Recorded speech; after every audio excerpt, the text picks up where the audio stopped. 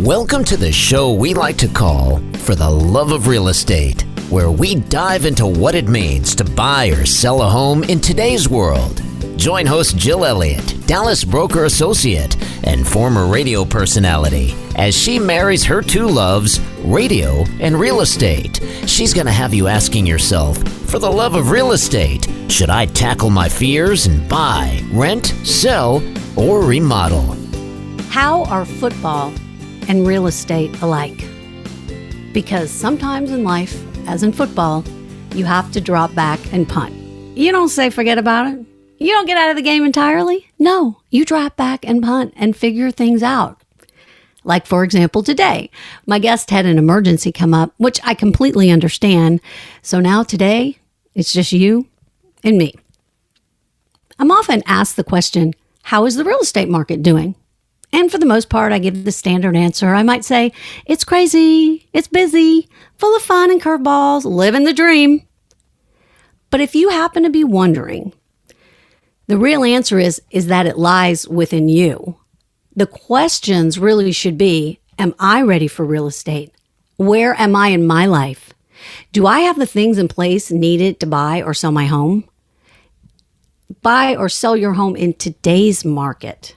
Today's market, that's the key. So what would that be? Well, let's discuss it. So first things first, let's talk about selling your home. So sellers, if you want to sell your home, the first thing you need to do, and I mean the first thing before you get on Zillow and call people or call your Aunt Bunny or whatever you got to do, don't do that. Find an agent that you trust. Notice I didn't say like, I said trust. And what in the world does that mean? Well, that means if you don't have a level of trust for the person you are working with in any field, there will usually be issues that come up. Because this is business, but it's also emotional. You have to know the person you're working with has your best interest in mind. Not theirs, yours. Yeah, issues come up. They have come up for me. It's not easy. Sometimes you have to admit that things didn't go the way that you had hoped, or compromises had to be made. I mean, I've had a couple of transactions where I had to do the shoulda, coulda, woulda thing. Ones that would keep me up at night, and I've lost sleep. And what did I have to do? Drop back and punt. I had to figure it out. All were fixable, but never ever was it because it was a benefit to me. Remember, every transaction is different. The same, but different. So think about that. They're all the same, but things will come up, and it's how it's handled. The next thing you might want to consider when selling your price, and this is a tough one. This is the worst sometimes for sellers, but it's a fact and it has to be discussed. Set price on fact and not emotion. This is always a tough one because chances are you put your heart and soul and a lot of money in that house, or you have to move sooner than you thought. So when the numbers come back, they don't quite look right to you. But again, trust your realtor. Trust me when I tell you, no one would love to get an extra $100,000 for you for your house more than us. But the reality is the market is what it is. So the reality is what the market is. Putting your house over the comparable values of other homes costs you more money in the long run. Look at it this way. If you need to sell due to a job relocation or for whatever reason, if your expenses for your house are, let's say, $3,000 a month, that's everything. That's your mortgage note. Let's just use that as an example, your electricity, your insurance, and all of that. And you had a contract on your house, but you were haggling over, let's say, $1,000 for repairs or price or whatever, and you go out of contract. Well, then you're more likely paying for an extra 2 months. And then you tack on the first month. So right there, you're already at $9,000, $6,000 to $9,000. Because even if that new buyer comes along in a few days, you have to go through that process again, the inspections, the back and forth, all of those things. And believe it or not, it could be worse. And that person, that next buyer, could want more than the first one. And the second one could also have maybe loan process issues, because at least we know that loans take about 30 to 45 days. Now, I know there are lenders out there, no, we can do it in 10 days. I get that. But for the most part, those 30 to 45 days will come back into play. And I have to be Debbie Downer for a second. They could not close it all. Now, don't overthink this. This isn't the agent trying to get you to take an offer that isn't acceptable. It's a professional that has been through it before and knows the buying or selling process these days is definitely a process. What about decluttering? Okay, haven't we all heard that before? Declutter your house. Everyone says it. This is the first thing they say. But here's the reason. If you're moving, get rid of your stuff or pack it up. If you are moving, if you are really serious about moving, then you're going to have to move later. You're going to have to pack later. So why not do it now? Pick a room for boxes, or best case, if you can get a storage unit. But people will understand boxes in a room these days for the most part. But people want to walk into a house and hope it can be theirs. And if they can't see past the front door, it could be time to get rid of a few things. Maybe you've got a lot of things you have to shred. Maybe you have a lot of things that you're not quite sure what to do with. Make those piles like they tell you. We're going to donate. We're going to keep. We don't know yet. It really will also do wonders for you when you move to your next place as well. And sometimes it's about the little things. Small repairs to you are big to home buyers. So let's first talk about wood rot. Wood rot, everybody has it. It's like a little thing. If you looked at your house right now, you'll probably see little things of wood rot. Fix it. No, don't wonder. Fix it. Because if your home is maybe in the range of an FHA loan and VA loans too, those are kinds of things that lenders and appraisers will look for. And if it's not done, you're going to have to do it. So those are little things that you can do prior to make that process go smoother. How about this one? How about this cheap and easy fix? Wash those windows inside and out. You'll walk into your house and you'll say, who lives here? Yeah, washing windows inside and out is amazing. Cleaning those light fixtures, those kinds of things, they brighten the home. People want bright, they want light. When people walk into a home, again, they are looking for things that they don't know they're looking for. But boy, when they see them, they're going to stand out. They're going to have like flashing lights and dancing girls around them. But to you, it's no big deal because you've maybe lived there for a while. These are things that you're used to, but other people aren't. When I help people list their homes, sometimes what I do is I get a bottle of that Pledge multi-purpose cleaner in a blue bottle. You can take one cloth and go to town. So usually have about an hour when someone calls and says, hey, we'd like to show your house. Okay. So you have about an hour. So what I tell people to do is light a candle by the door, get out that Pledge, go over your counters, your bathrooms, mirrors, furniture, walk out the door, but blow that candle out first. Please blow that candle out first. I actually do sometimes see in houses burning candles, and Miss Paranoia over here, I go ahead and blow them out. But still, it's one of those things. Freshness in your house is everything. Everything. If you are trying to sell and you've got to get out of the door every morning for work, it's not easy. I tell people what you do is you take a cabinet, you clean everything out, you pack that stuff up, you take all of the things that you used in the morning that you like to use, you put them in a box, you put them underneath there, that when you come home, you can take those things out and use them. And people didn't have to see anything. Same thing with your bathroom stuff. I mean, people sometimes like to look through your bathroom stuff, see what you have out there, put it away.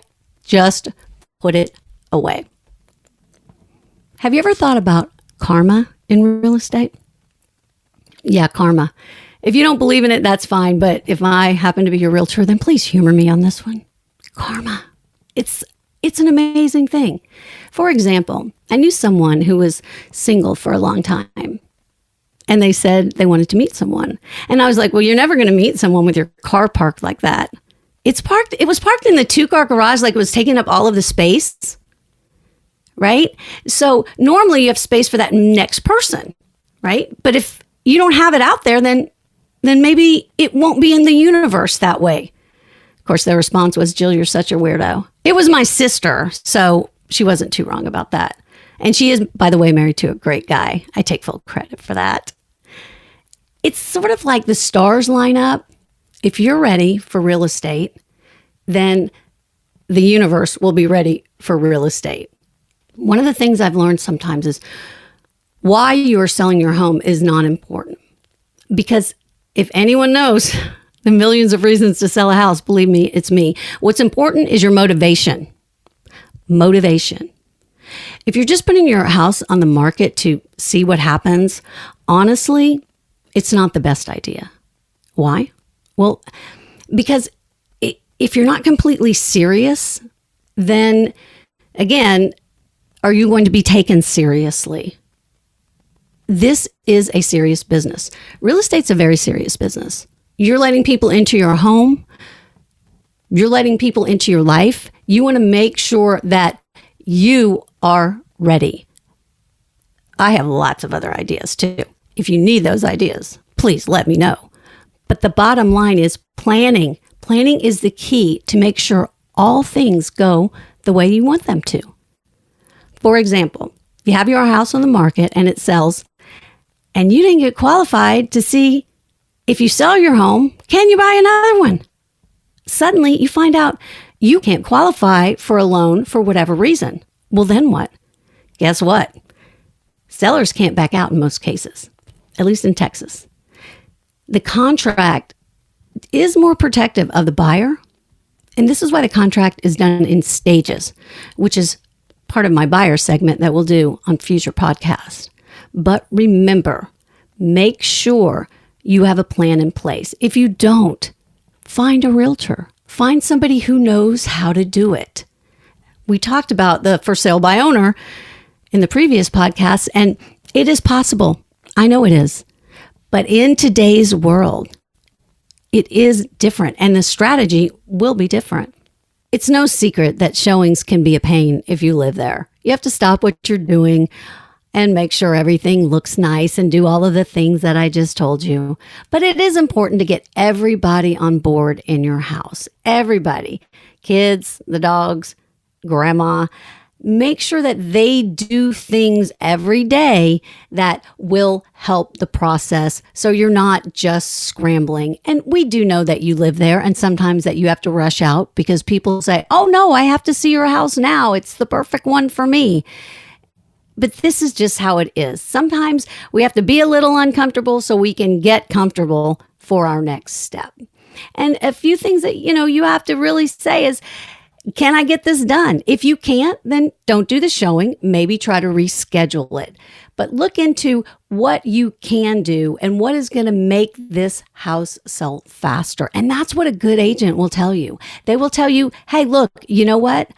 I said that let's try this, but it's not working. That's why communication is so important, because you have to communicate with your realtor. If you're the buyer, you need to communicate with the lender. Don't just sit back and go, oh, well, I wonder about this, or oh, this person's making me mad. Then tell them, because they may tell you that this is why we're doing it this way. This is why you have to show your house this way instead of that way, because these are the things that are important to moving forward. And when you have to sell your house, there are certain things that you have to do. Do you have the funds to move on? All questions, again, a good realtor will ask. Can you make 2 mortgage payments? Is that going to work for you? If you have pets, make sure they're secured or removed from the home. And speaking of that, and you will learn one thing about me, my gosh, I love dogs. Cats, I like all animals. I love dogs. It's really quite a sickness for me. But please, whatever you do before you leave that house, make sure for showings that your house smells fresh. Your dogs, if they do use the bathroom in your backyard, then by gosh, make sure you clean that up. Make sure you clean up after your pets. It really is that important. And kids can help keep their areas clean too. Or take that cell phone away. How about that? Kids, they have their own lives now, more so than ever. And everybody's kind of at home at this stage. But a lot of times when kids are in school and then they have their sports and then they have their studies and all of that, then everything gets chaotic, right? But if there's a plan and if they are looking to move to. Get them involved. Hey, if it's close to Christmas, say, hey, kids, maybe we may not have that tree this year, but we're going to have it in January when we move. However that works for you, because kids are involved. And that'll be something else that we'll talk about too, moving with kids. How can we do that? How can we make that easier or at least a little less painful? And going back to communication, I think we all try to be the best communicators that we can. I wonder if on this show, am I communicating to you correctly? Am I making you understand how I see it? Where are we in the process of your move, of how we need to get you to that next step? And it's not by clamming up and not talking. It is all communicating, which can be overwhelming, the whole process. Overwhelming, I think, is a very good word, because we can feel overwhelmed, but if we center ourselves and we understand that the next series in our life is going to be better, it's going to be something that we hope for. It's going to be something that we put into place, this plan. Again, you might wonder, what am I doing? I know I've done that. But the one thing that I know for sure is if you are on this road, if you are in the mode to buy or sell a home, then there are things that you need to do. And there are things that a good realtor will help you with. So now, suddenly we have a contract on the house. Somebody has walked into your home, they've fallen in love with it, and they want to move forward. So what do we do now? That will be another show for another day. Thanks for joining me for the love of real estate and showing some love, and I'll see you next time. Thank you for tuning into For the Love of Real Estate. If you enjoyed today's show, head over to fortheloveofrealestate.biz to join the conversation, access the show notes, and sign up for our newsletter.